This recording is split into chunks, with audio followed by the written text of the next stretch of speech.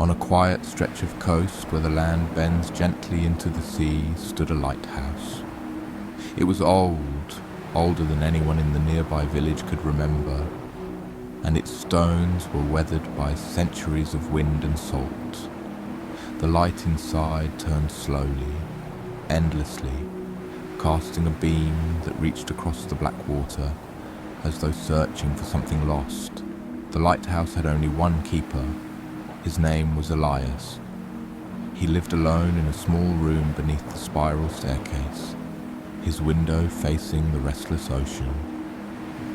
Every night, once the lamp was trimmed and the gears set turning, Elias would sit at his wooden desk, take out paper and ink, and write a letter to the moon. Elias had been doing this for so long, he no longer remembered the first letter he'd ever written. Some nights, he would write about the weather, the way the wind moved the water, or how the fog clung to the cliffs. Other nights, he would tell the moon about his dreams of voyages he'd never taken, of places he'd never seen. He always addressed the letters the same way, to the moon, keeper of tides and secrets. He never expected a reply. It was simply comforting to imagine that somewhere far above the waves someone was listening. But one night, a night when the sea was glassy and the stars trembled in the stillness, something changed. When Elias went to his desk the next morning, he found something he could not explain. There, atop the paper where he'd left his unfinished letter, was a single line written in silver ink. "I hear you, Elias." He froze. His heart beat faster, not with fear, but with something else, something like wonder. The handwriting was delicate, unlike any he'd seen. The ink shimmered faintly in the light, as if it had been poured from moonlight itself. That night, he wrote again.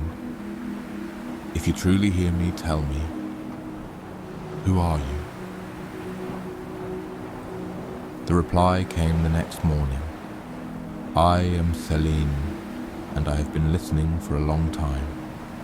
Night after night, they wrote. Elias told Celine about his life, about the village, about the storms he'd weathered, about the loneliness he'd felt in the long winters. And Celine, in turn, told him of the tides she pulled, of the creatures who sang to her from the deep, of the shadows that danced on her surface when the earth turned away. It became the most cherished part of his life, this impossible correspondence between a man bound to the earth and a being bound to the sky. One evening, Celine's letter was different. It read, "Elias, the sea will rise 3 nights from now. Higher than you have ever seen. You must leave the lighthouse." Elias was puzzled.